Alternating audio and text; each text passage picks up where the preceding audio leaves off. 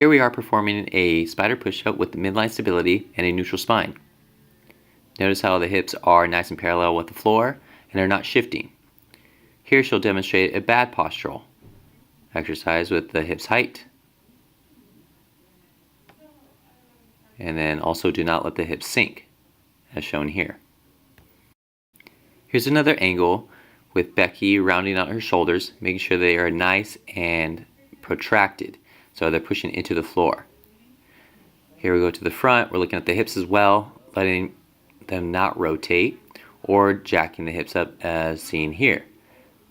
Also, don't let the hips sink once again, maintaining that midline stability. Protect your back. Exercise is a renegade row. Notice how the hips are nice and parallel with the floor. Here she'll hike up the hips to show an improper position. Notice the shoulder. Also, retracted position, letting the hips sink. Try to avoid those.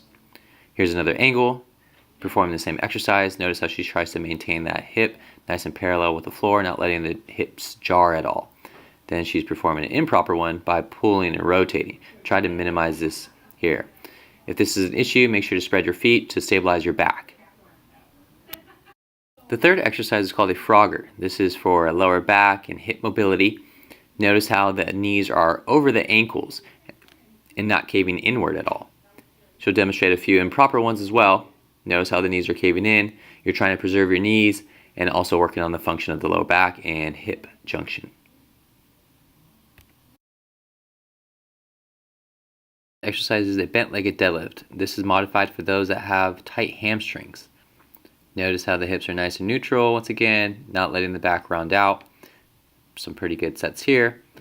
Then you'll notice that she'll start to have the weight ahead of the toes. This is what you do not want. This will add load to your back, so try to have the weight fall in between your ankles and feet if possible. This is the same exercise just with less bent legs, modified for those that have more hamstring mobility.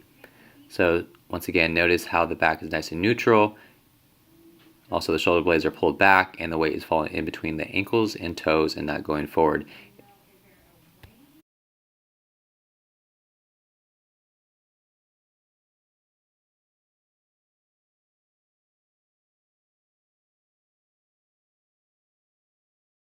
The exercise is a single leg bicep curl.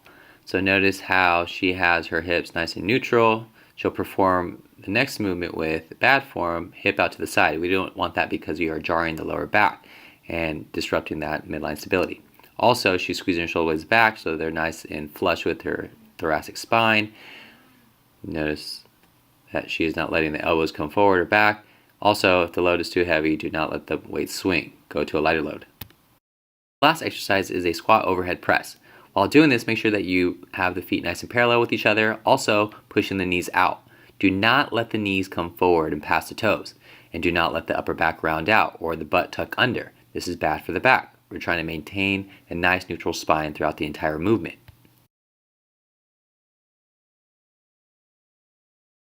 This is the same exercise at a different angle.